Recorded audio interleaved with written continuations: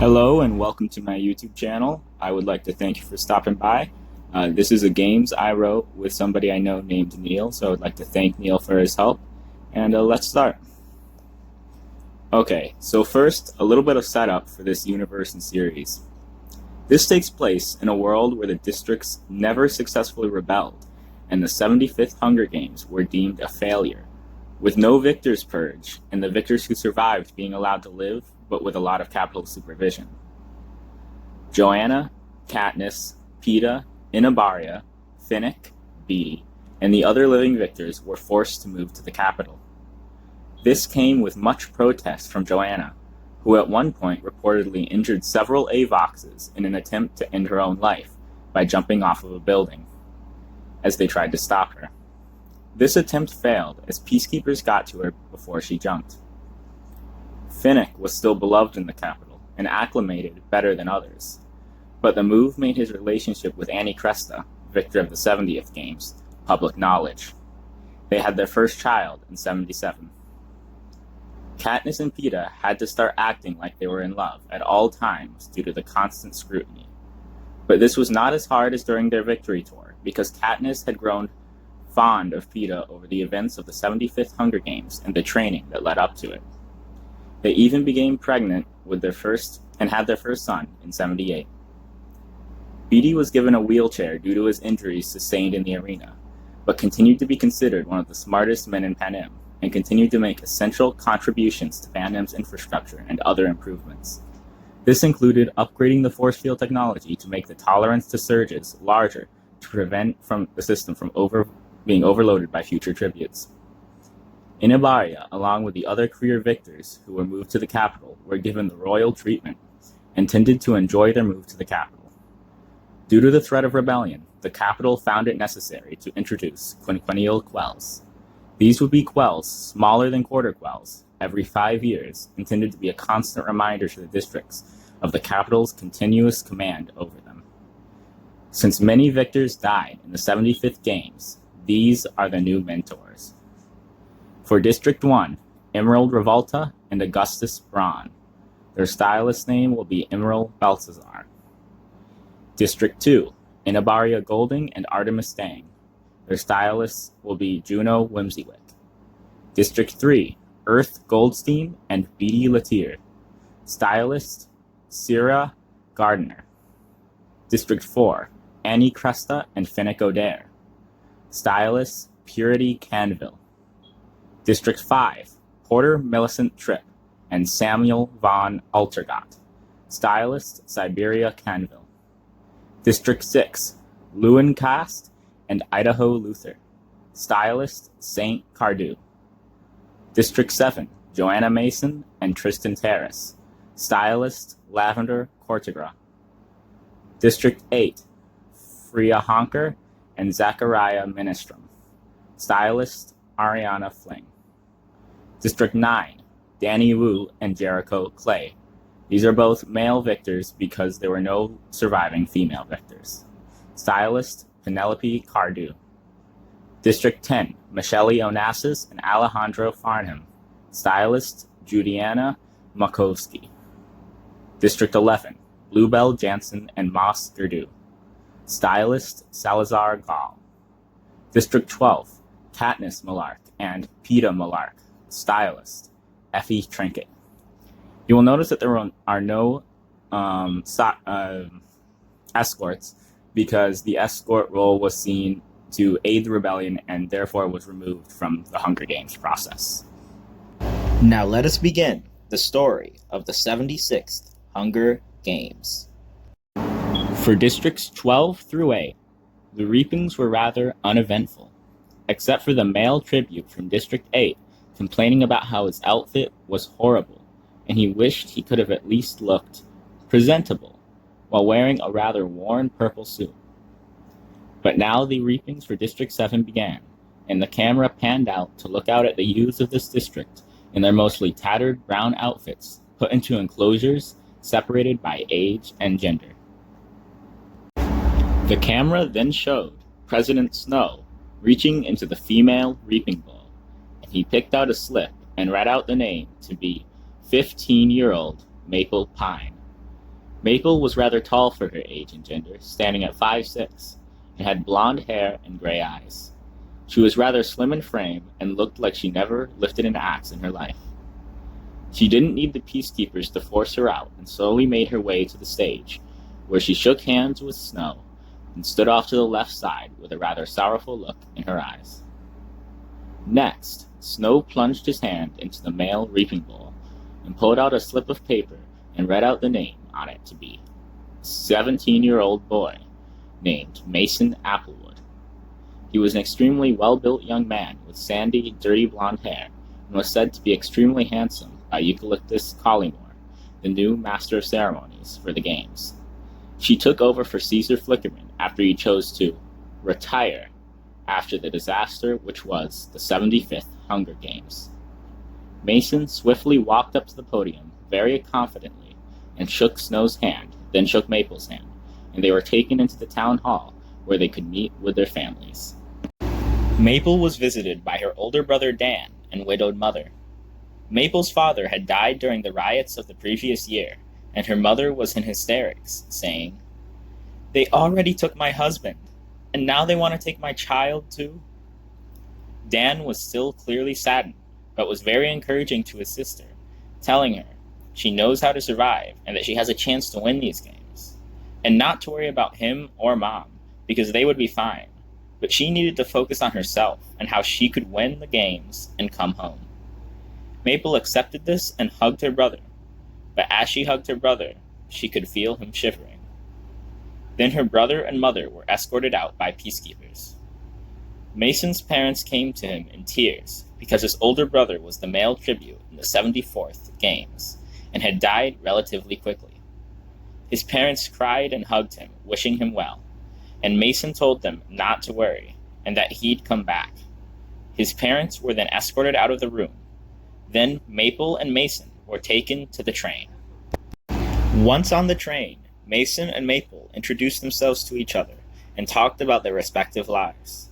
Maple mentioned how she had never had to work in the lumber yards as her brother did, and she was still being educated, but her father had taught her various survival skills before he had died. Mason talked about how after his brother had been reaped, his family needed him to work in the lumber yards, so he had become very skilled with an axe. As this conversation ended, the pair's mentors, Tristan Terrace, victor of the 52nd Games, and Johanna Mason, victor of the 71st Games, entered the carriage. Tristan was rather drunk and went over to the alcohol cart to drink more. He looked at Mason briefly, but dismissed him. Mason was angered by this and exclaimed, as his mentor, Tristan had to help him. After this, he charged Tristan, who quickly punched Mason in the nose and told him to shut up. Mason seemed even more angry and stormed off into his room. Johanna was clearly annoyed by what just happened and yelled to Tristan to just leave if he was going to be useless. Tristan quickly accepted this and left to go to his carriage with the drink cart. After sitting down with Maple, Johanna asked her what she knew about the games. Maple answered that she knew a lot of tributes die to natural causes, and knowing how to survive could help her.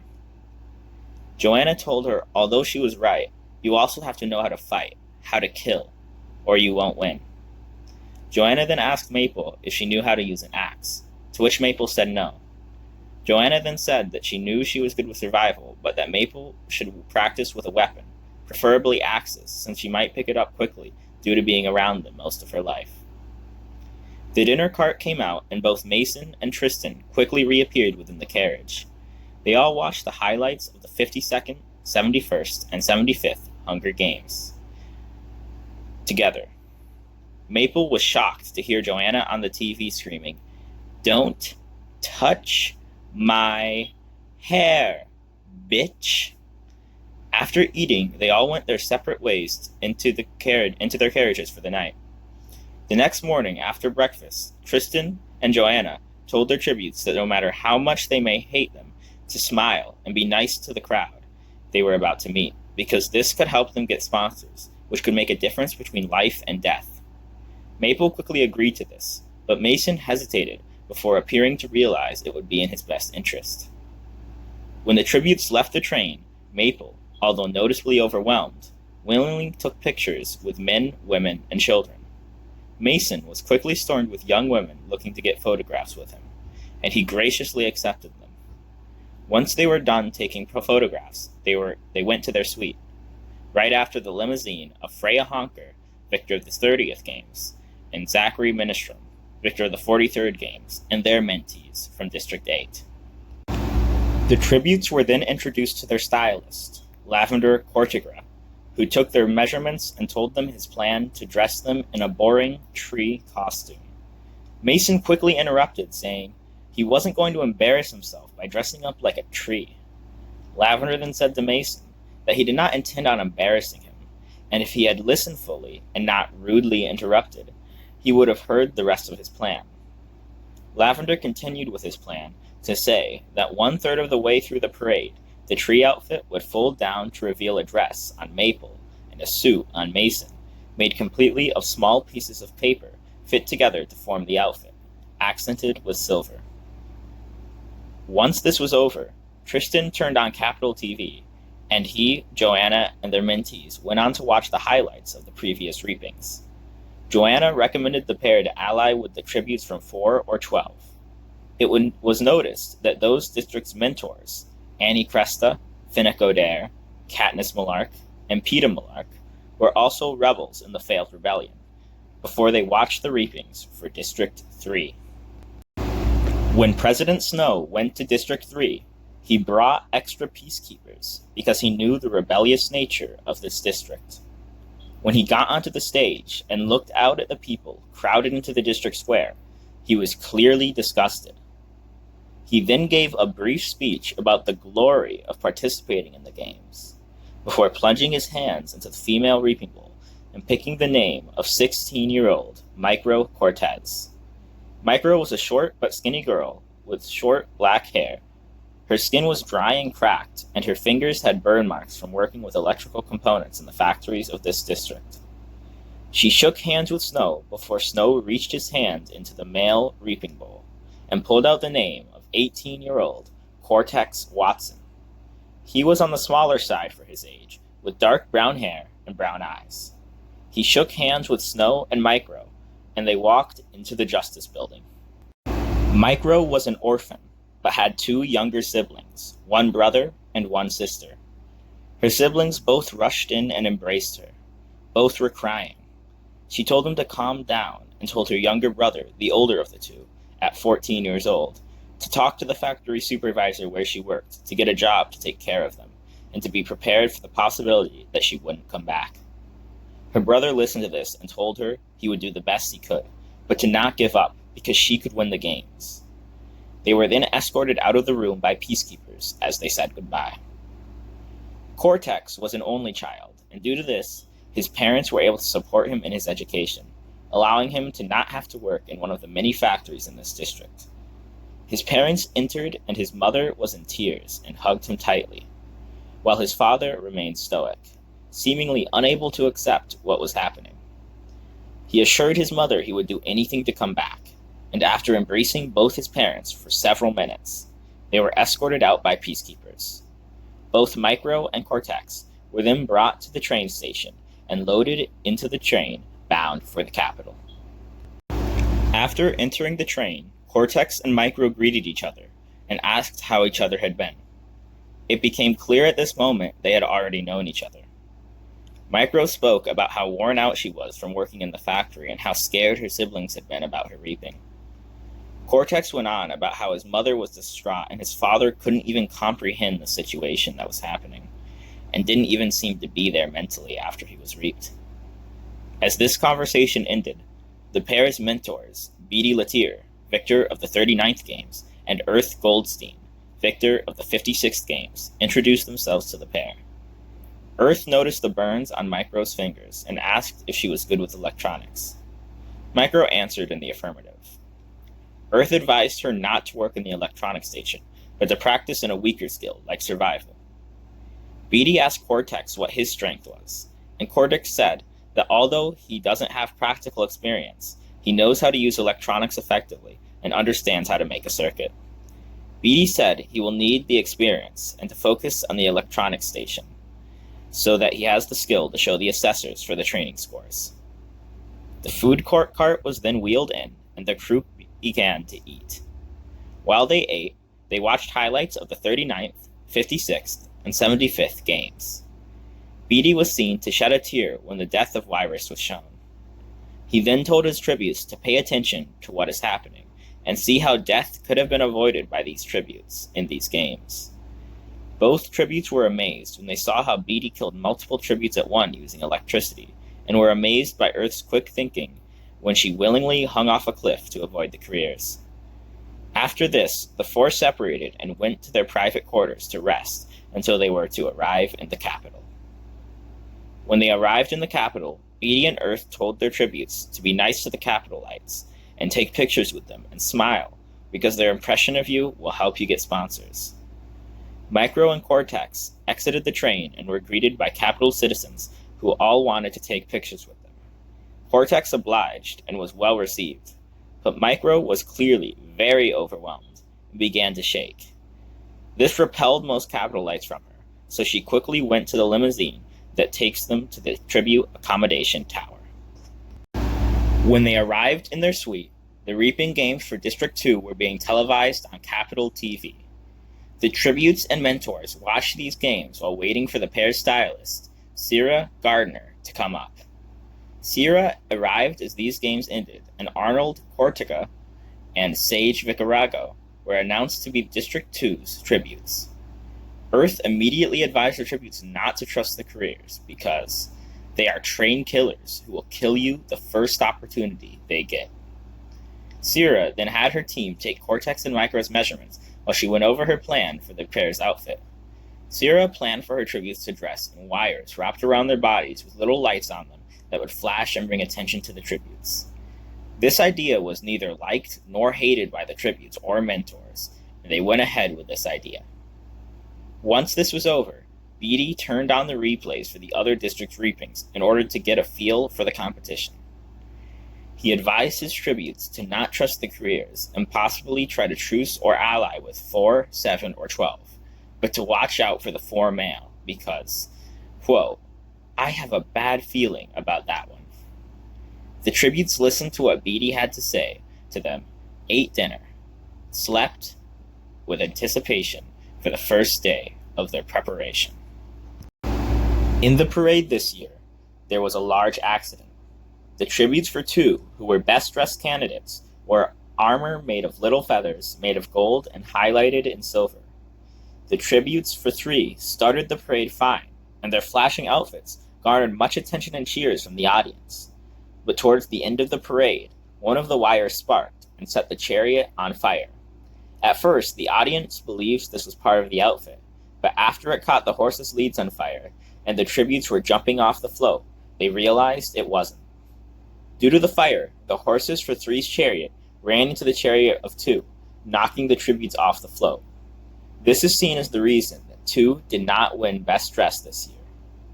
District 7 won Best Dressed this year with their trees folding out and revealing elegant clothing underneath made of small papers the size of index cards, pieced together with highlights of silver, being celebrated as just brilliant to show the elegance in a somewhat brute district. Honorable mentions this year included 2, who didn't win due to previously mentioned circumstances, and District 4, whose tributes started the parade in balloons that popped and sprayed water everywhere to reveal the tributes for 4 this year wearing gold and silver embellished crustaceans covering the private areas of the tributes. It is believed that the unprecedented metamorphosis outfit trend influenced by Cinna Jasper's outfits for District 12 in the 74th and 75th games heavily influenced the style of outfits we saw in these games. Training began the next day, and Training Master Atala Jasper taught the tributes the rules of training. Johanna seemed to be talking to Katniss, Peeta, Finnick, Annie, and Beetee, but they were being watched by peacekeepers, so they could not discuss anything in private. Cortex and Micro went to the survival station first, where they practiced with Henry, 8. They then moved to the camouflage, swimming, and knot tying stations, where they worked with Alberta, 6, Caspia, 4, and Carl, 12, respectively. Micro then went back to the survival station, before Cortex went to the electrical station. Mason, who was already good with an axe, practiced in the archery station with Ruby from 1, the spear station with Emerald from 1, and Arnold from 2, and the sword station with Bezel from 11. Meanwhile, Maple worked in the axe station with Wisconsin from 6 and Dahlia from 11. The next morning was the assessment of training scores. After the tributes from 1 and 2 had shown their skills, Micro went next. She showed how to electrocute a training dummy before painting her hand onto the wall. Cortex went next, and he showed how to make a simple circuit before jumping in the pool and swimming a lap, albeit slow. Mason showed a wide variety of skills, including using an axe, spear, and sword, and bow and arrow. Even though his aim was slightly off with the bow and arrow, Maple tried to use an axe, but she was mediocre at best. The next night the scores were released. Emerald, Ruby, Arnold, and Sage from 2, Atlantico from 4, and Mason all scored a 10. Micro scored an 8, while Cortex, Caspia, Maple, and Carl all scored a 6. The lowest scores were Alberta and Fentanyl, 12, who each scored a 3. The interview went in order of district from 1 to 12. District 1 and 2 did very well with their interviews, but 2 left a bigger mark by speaking about the glory of the games and the ways they would put on a show for the capital. Micro was the first to go for 3, and was shy and spoke pretty quietly as she answered the questions, but answered effectively. Overall, her interview was pretty forgettable.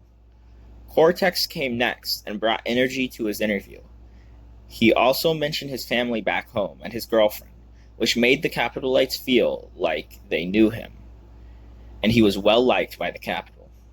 The interviews for 4 through 6 were mostly uninteresting in what you would expect from these districts, besides for Atlantico from 4, who seemed to resemble the interviews of the 2s more, as he was actually a volunteer. He spoke well of all the careers to the point that it became obvious who he was planning to ally with.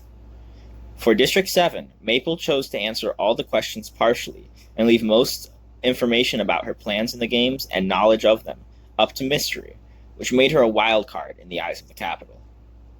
Mason was next, and he was rather cocky, showing confidence in his abilities, even flirting with Eucalyptus. The audience loved this, and he was a quick favorite among the non-career districts. The interviews closed out with 8 through 12, and Fentanyl was memorable, but not in a good way. She surprised many in the audience with vocabulary, switching between berating the capital and crying for the full 5 minutes of the interview. The next morning, the tributes were taken to their launch tubes under the arena and were given final words of advice and encouragement by their mentors. Tristan brought a bottle of whiskey and 2 glasses into Mason's launch room. The peacekeepers, however, didn't seem to care whatsoever about it. He poured himself and Mason a glass and told him to drink it. Tristan then said, "Happy Death Day," and drank his glass. Mason, though, was upset and threw his glass at Tristan, who saw the whiskey spilled all over the floor and shed a tear before saying, "That was perfectly good whiskey." He quickly left the room, seeing no reason to stay until launch, and Mason entered his tube in anticipation. Johanna visited Maple and reminded her that it would be best to run, and if she could, to grab an item close to her. Maple shook her head in agreement. Johanna also told her to remember to be careful of everyone, even her allies in the arena. Maple shook her head and thanked Johanna and entered her tube. When Beetee met Cortex, he told him to not worry about how much faster or stronger the other tributes may be than him, but if he was smarter than the other tributes, he always had a chance. Cortex thanked Beetee for this and entered his tube. Earth met with Micro in her launch room and asked about how she felt. Micro said she was nervous and felt like she was going to vomit. Earth told Micro to make sure she holds it in and not to step off her podium too early. She also told Micro that she will see kids die immediately after the gong sounds, and not to let this faze her, because that could get her killed. Micro nervously shook her head and thanked Earth before entering her tube, and the tributes rose into the arena. The bloodbath. As the tributes rose up, the arena came into view. The tributes could see that they were on a riverbank. To the west, they saw the river, and across it a steep mountain covered in tall, thin pine trees. To their north, east, and south, they saw nothing but pine trees, and as they looked into the cornucopia, they saw a selection of weapons, mostly consisting of axes, and closer to their podiums, they saw smaller items like food and water. The countdown had begun, and as it counted down, 25, 24, 23, Mason, from 7, looked right into the center of the cornucopia, and his gaze was clearly focused on an axe. He looked to his right to see Atlantico from 4 eyeing a spear, and to his left, Basil from 11 eyeing the food that lay in front of them. When Maple, 7, had risen, she looked to either side of her to see Caspia from 4 to her right, and Wisconsin from 6 to her left. Caspia and Maple met each other's eyes and nodded. Then Maple started to look for Mason. She found him about a quarter of the way down the line to her left, but couldn't get eye contact with him, and noticed he was focusing on the center of the cornucopia, and decided to look for her other allies, Carl and Fentanyl, both 12. They saw both conveniently placed right next to each other on the direct opposite side of the clearing. After making eye contact and nodding, she could hear the countdown, 5, 4, 3, and immediately targeted a backpack that lay in the middle of her and the cornucopia. When Micro, from 3, had risen into the arena, she looked around to see just blurred figures. She became nauseous and had severe headache. She began to crouch on her podium and rock back and forth. Eucalyptus said that the games hadn't even begun, and the girl is already having a mental breakdown. The gong sounded. Micro didn't hear it, but noticed the blurred figures around her moving, and started to stumble inwards very slowly. After a few minutes of stumbling, she was knocked to the ground, and her vision cleared. She looked up to see Emerald from 1 towering over her. She began to beg Emerald for mercy, and then he was about to bring his axe down on her head, and he began to cough blood. She rolled out of the way as he fell, and had a throwing axe stuck out of the back of his neck. She looked and saw Cortex from 3, holding a sleeping bag, running up and grabbing the axe he had just thrown from Emerald and proclaiming it as a lucky throw. She thanked him and grabbed the axe from under Emerald and a bread loaf from nearby her, and her and Cortex ran across the river and into the mountains. Cortex had been placed just a few podiums left of Micro and was trying to wave to her, but realized she was out of it. So he looked in towards the cornucopia and to his left to see Ruby from 1, just 2 podiums down. Cortex slowly walked inwards, allowing Ruby and other tributes to intentionally pass him, before dashing to the right and managing to slip in between the distracted careers. He looked out and looked at Micro, who was stumbling, and then grabbed a lightweight axe, which he realized was for throwing. As he turned around, Wisconsin from 6 tackled him and tried to take his axe. Cortex kneed Wisconsin's groin and swung the axe as hard as he could into Wisconsin's side before getting up and running back towards Micro. On his way, he picked up a sleeping bag dropped by the girl from 9 who had just been killed by Emerald, who was making his way to Micro. When Cortex saw Emerald push Micro to the ground, he immediately, filled with rage, and threw the axe as hard as he could in Emerald's direction. After realizing what he did, he looked to see his axe in Emerald's neck and began to run to Micro, and they departed the bloodbath. When the gong sounded, Mason immediately began to run into the cornucopia and saw Atlantico out of the corner of his eye, just feet behind him. Mason was rather fast and was one of the first to reach the cornucopia. He went for an axe on the back wall, and as he turned around, Atlantico's spear, which was closer to the cornucopia's mouth, pierced Mason's heart, and Mason immediately fell to the ground.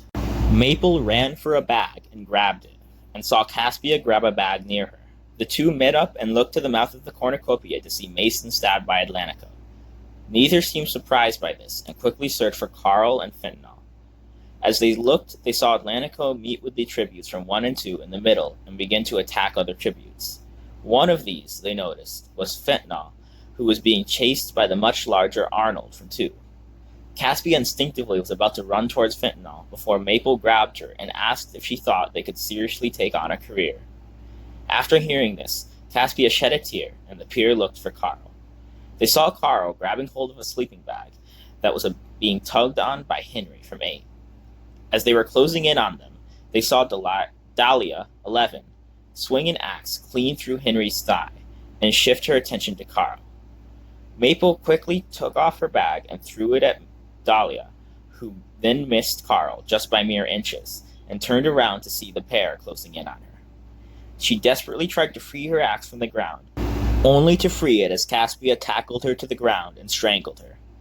Caspia, teary-eyed, apologized to Dahlia before snapping her neck. The group quickly got to their feet, Maple grabbing the axe and her bag, Caspia with her bag and grabbing nearby cheese and water and stuffing it into her bag, and Carl, with his sleeping bag, ran off into the forest. After the bloodbath cleared, the Careers and Atlantico noticed that Emerald was dead, and Sage from 2 laughed and said she knew he was weaker than he seemed, before helping the others gather the remaining supplies in the cornucopia into a pile. It was shown that Ruby seemed to shed a tear when Sage said this. When the bloodbath was fully dispersed, tributes and viewers heard the sound of 13 cannons in succession, meaning the bloodbath had killed half the tributes already. The bloodbath was loved by capital citizens, who called it one of the more entertaining first days in recent memory. Day 1. After the bloodbath. The group of Caspia, Maple, and Carl ran from the bloodbath for 5 minutes before slowing down to walking. They were walking for another 10 minutes before they heard the 13 cannons sound in succession, which Maple and Carl both counted out loud. After hearing the cannon sound, the group continued to travel northeast. After feeling they were far enough from the cornucopia, they settled into a rather thick group of trees and checked their supplies. Carl only had one sleeping bag. Maple had a backpack with one knife, a box of matches, one empty water bottle, and approximately 10 feet of rope. She also has the axe she grabbed from Dahlia's body. Caspia emptied her bag and saw the same things as Maple's bag, plus the food and water. She stuffed 2 water bottles and 3 blocks of cheese into the bag. They decided to each take a block of cheese to hold for themselves and share one of the water bottles. They decided to stay where they were for the night, with Caspia taking the first watch, Maple taking the middle watch, and Carl taking the last watch. As for Micro and Cortex, they climbed the mountain and got a vantage point, then looked out back towards the cornucopia and saw the Careers' pile of supplies. They saw that they had just had 1 throwing axe, 1 loaf of bread, and 1 sleeping bag, and decided it would be best to get to the river and test if the water was fresh tomorrow. But for that day, they stayed at their vantage point and watched as the Careers entered the forest in an attempt to find tributes, but to no avail. Micro said she could take first watch that night, and Cortex agreed. During the night, neither group faced any hardships besides maybe warmth, as the temperature dropped by what felt like 20 degrees at night, but was really more like 10. At midnight, the portraits of the fallen were shown, which were Emerald from 1, both tributes from 5, Wisconsin from 6, Mason from 7, both tributes from 8, both tributes from 9, both tributes from 10, Dahlia from 11, and Fentanyl from 12. This left Ruby from 1, both tributes from 2, both tributes from 3, both tributes from 4, Alberta from 6, Maple from 7, Basil from 11, and Carl from 12. Day 2. When day arrived, the group of Caspia, Maple, and Carl began to move southeast to avoid the cornucopia and head towards the river. About 30 minutes into this walk, they heard a scream to their west, followed by a cannon. This was shown to be the scream of Alberta from 6, who, while walking in the forest, ran into a pack of timber wolves, which jumped at her and clawed her throat while she screamed, then bit her neck, sounding her cannon.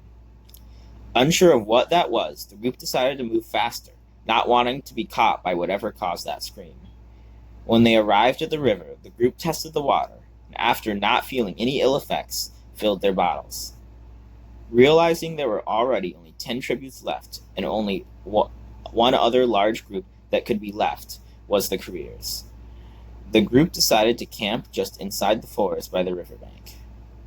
Partway through the day, the group had observed Micro and Cortex from 3, drinking water from the river, and despite seeing cuts and bruises on both of the pair's bodies, chose not to engage.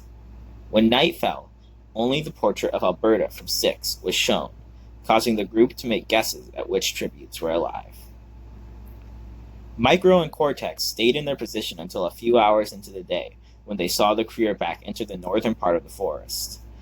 They then started their way down the mountain to the river, when they heard the cannon of Alberta. They paused for a moment, then watched as a hovercraft picked up her body from the east part of the arena.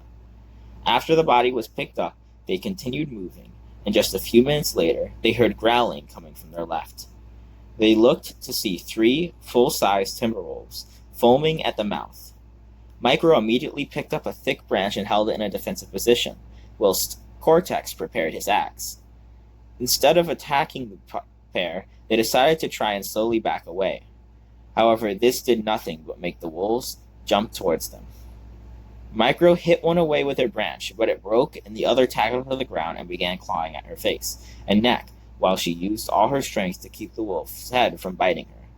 Cortex hit the wolf that jumped his way with the butt of his axe to knock it away. Then he turned to see the wolf Micro knocked away and sliced his axe into its neck, killing it. As he took out his axe, he was tackled from behind by the other wolf and was being clawed from behind. Then, in a fit of rage, he used all his strength to bounce up, throwing the wolf off him, and threw his axe at it whilst it lay still on the ground from being thrown. He retrieved his throwing axe and walked over to the struggling Micro and paused for a moment, clearly contemplating whether to save her. She then saw him standing there and yelled, "Please!" in desperation. When he noticed this, he snapped out of his thought and swung the axe into the wolf's neck, killing it. He then helped her up, and they examined themselves to find several cuts and bruises, but nothing too serious. Micro thanked Cortex for saving her twice now. He told her thanks was not needed, and that's what allies were for, to which she replied, "I guess so." Although Micro was still wondering why Cortex paused, she didn't say anything, and just moved on while clearly eyeing Cortex the whole time. When they arrived at the river, Micro bent down and tasted the water. After a few minutes with no ill effects, she concluded the water was safe, and they began to drink from the river and wash their cuts. After they were finished, they climbed back up the mountain, but only went halfway up and set up camp. Cortex quickly offered to take the first watch, saying that since she had taken first last night, he should take the first one this one. Micro, although suspicious, agreed, and after Horn of Plenty played and the portrait of Alberta from 6 was shown, as Micro went to sleep. Day 3. Micro woke up Cortex when she could see something was happening at the cornucopia. Cortex looked, and Micro said, "They've turned on each other." Viewers saw as Ruby had decapitated Sage after she had made a rude remark about Emerald, sounding her cannon, which caused Arnold to attack her. While this was happening, Atlantico decided to leave and ran into the north part of the forest. Neither Arnold nor Ruby seemed to notice that Atlantico had run and continued to fight. Ruby was deflecting Arnold's spear well with her axe and managed to give him mildly deep cuts on his arms and abdomen. Arnold, realizing he couldn't win this fight at close range, ran backwards a few meters. Ruby took this as him retreating and began to taunt him. He then cocked his arm and threw the spear through Ruby's heart, which began to bleed heavily, and she looked down at the spear and back at Arnold before collapsing. Her cannon sounded. Arnold then looked around and asked himself, "Now where is that 4 boy?" Micro and Cortex watched as Arnold gathered some weapons and food and water in a bag before setting everything else on fire and went to the east. The pair decided they would stay put for the day and mainly rested, taking turns keeping watch. While watching, they saw a figure inspecting the burnt supplies and seemingly picking stuff out. This was shown to viewers to have been Basil from 11. At the end of the day, it was announced by head gamer Lucia Moores that a feast would be held at noon the next day, so tributes could get what they needed most. The group of Caspia, Maple, and Carl all awoke when they heard the cannon of Sage and began to look around.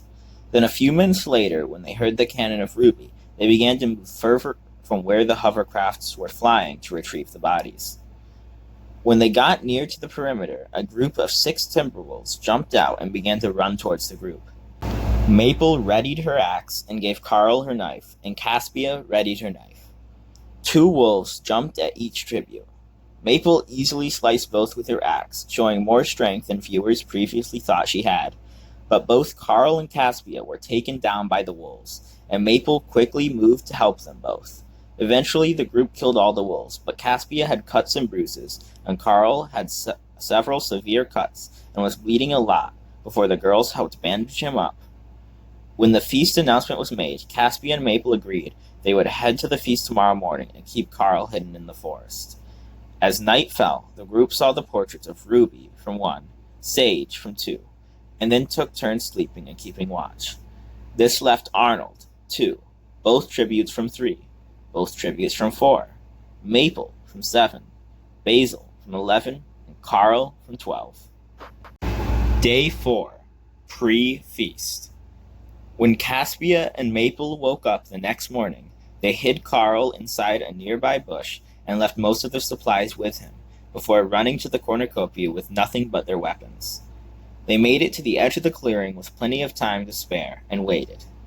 When Cortex and Micro woke up, they shared Micro's bread and left for the cornucopia. On the way, Micro picked up a branch to use as a weapon, and when they made it to the bottom of the mountain, across the river from the cornucopia, they decided to wait for the feast. The feast. At exactly noon, the feast table rose, and a 5-minute timer appeared above the cornucopia. The first tribute to dash for the table was Basil. He made it to the table and grabbed his bag, only to turn around and be met with Atlantico's spear, and his cannon sounded. Atlantico grabbed the bags for 4 and 11 and ran out of the clearing to the east. As he was running, Arnold came out of the forest looking completely fine and healed. Arnold then started towards Atlantico with his spear, and Atlantico took a defensive position while this was happening. Micro and Cortex started running across the river as Caspia and Maple ran out of the forest. As Caspia decided to bend down and grab the bag for 7, her head fell off and her cannon sounded. Maple then lifted her now bloodied axe and took the bag for 7 and 12. And ran out to the north side of the cornucopia into the forest. Both Micro and Cortex saw this, and Micro, in shock, stayed still. Cortex, on the other hand, continued running and grabbed the bags for 2 and 3, before continuing back towards Micro. When Cortex got to her, Micro looked at him, as he yelled at her that they had to leave. She then looked at Atlantico and Arnold's fight, and saw Atlantico manage to shove his spear through Arnold's thigh, and then looked back at Cortex. She then proceeded to swing her branch as hard as she could into Cortex's groin and take the bags for 2 and 3, before saying, "Sorry, but it's now clear that there can only be one winner." As she turned to run back up the mountain, she looked back and shed a tear before saying, "I'll be needing this too," and taking Cortex's axe and running into the trees of the mountain. A cannon sounded, and Cortex looked over to see Arnold had just overpowered Atlantico despite the thigh injury, and slashed his throat. Arnold took Atlantico's bag and his from the table before seeing Cortex on the ground in pain. Cortex, unbeknownst to Arnold and viewers, had been faking the pain he was feeling in his groin at this point. When Arnold came over, he looked at Cortex and let out a giggle, saying, "That girl really hit you in the right spot, didn't she?" As Arnold started laughing a bit harder at his objectively terrible joke, Cortex jumped around and grabbed Arnold's spear before plunging it through Arnold's neck, and his cannon sounded. Cortex quickly got to his feet and grabbed the 2 feast bags that Arnold had before entering the south part of the forest. Currently, Micro has the bag for 3, 2, Cortex has the bag for 4 and 11, Maple has the bag for 7 and 12. Day 4. Post-feast. After Maple exited the feast, she kept running north, and seemed emotionless after she had just killed her ally. After hearing the cannons of Atlantico and Arnold, she decided to slow down and view what was in her feast bags. She opened them and found armor that would cover her abdomen and lower neck, then put it on. She also found medicine for Carl in the District 12 bag. She decided to travel to the river and drink some water before the day ended, and rested by a tree on the riverbank before looking for Carl. She did not find him, but decided to look tomorrow. Micro, after betraying Cortex, was clearly having trouble handling what she had just done, and had to stop frequently to wipe the tears from her eyes so she could see. After she felt she was far enough from the cornucopia, she checked her bag to find a water bottle and healing ointment. She took a large drink of water before generously applying healing ointment on her cuts. She then rested and cried for several hours before going to sleep for the night. Cortex was clearly upset when he entered the forest after the feast, mumbling to himself, saying, "I knew I should have let those dogs eat that bitch." As he did this, he checked his feast bags to find 2 tridents in the largest bag, which was for 4, and armor in the bag for 11, which he immediately put on. He threw the tridents onto the ground, exclaiming, "Useless," before he decided to rest against a tree for the rest of the day. As night fell, the portraits of Arnold from 2, both from 4, and Basil from 11 were shown. Day 5. In the morning, all tributes, besides Carl, who was having a hard time staying conscious, awoke to hear an announcement from head game maker Morris, congratulating the tributes on making it to the Final 4. She said to come to the cornucopia, or you might get burned. With that, smoke began to rise from the edges of the arena, and the tributes could smell it. Maple was the closest to the cornucopia, and made it there in under 2 minutes, full sprinting, and climbed on top of the cornucopia. About halfway through, a cannon sounded, which was shown to be Carl, who was unable to stay awake or move from his position close to the perimeter, and he had been burned alive. Although Micro was in terms of distance farthest from the cornucopia out of the living 3, her and Cortex both made it to the clearing around the same time due to her running on a decline. When Micro saw Cortex, they locked eyes, and she could tell he was very angry. As he ran at her with his spear raised in the air, she stood still, holding a defensive position. When he was within a few feet of her, he stabbed his spear at her chest. In response, Micro spun to her left and was only scraped by the spear before swinging her axe at his shoulder. Because Cortex had put his armor on under his shirt, Micro had not yet noticed, and when she hit the blade, it slid off and slipped from her grip, falling to the ground. When Cortex turned around and kicked a shocked Micro to the ground. During their fight, Maple had slipped off the cornucopia and moved around to now be behind Cortex. Now Maple closed in on the pair, and when she was within a yard, she swung her axe down on Cortex's head, making him drop the spear. She then pushed his body forwards, and it fell on Micro. Micro began to squirm underneath Cortex's body as Maple delivered her final line. "Thanks for distracting that oaf for me," and pulling her axe out of Cortex's body and letting it down on Micro's neck. It was then said over the speaker that 15-year-old Maple Pine from District 7 was the victor of the 76th Hunger Games. Post-games. In Maple's victor's interview, Eucalyptus asked why she chose to kill Caspi at the feast. Maple responded, "I didn't think she could help me win anymore, and knew she would drag me down, wanting to help that injured 12. Eucalyptus was shocked at this response, saying, "You clearly are a very different girl from the one I met before the games." Maple responded, "Well, that girl hadn't killed multiple people, and good people at that." She then infamously blew off the rest of her interview and walked off the stage. After that interview, it was the interview of head game maker Morris, who immediately asked the Capitol, "Didn't I tell you the games would be entertaining?" The crowd began to cheer, and Eucalyptus gave Lucia praise, saying, "You really brought back a standard to the games, and we can't wait to see what you've got cooked up for next year." Lucia responded with a cryptic smile and the words, "We will see, won't we?" She then exited the stage and waved to the camera, closing out this year's post-game interview. After her games, rather than replace Johanna as mentor, she begged the Capitol to allow her to replace Tristan, calling him a useless oaf like his mentee. She also stated that District 7 wouldn't be able to put on a good show for the Capitol if Tristan continued to mentor them. Ultimately, the capital granted this request, and Maple became the mentor for the future female tributes, and Johanna for the male tributes. Well, at this point, I would just like to thank anyone who's stayed to the end and watched. And I plan on writing another one, the 77th Games, which will be a continuation on this. I don't know when I'll finish it. It'll probably be a few weeks. So, yeah, I hope you liked it. And have a good day.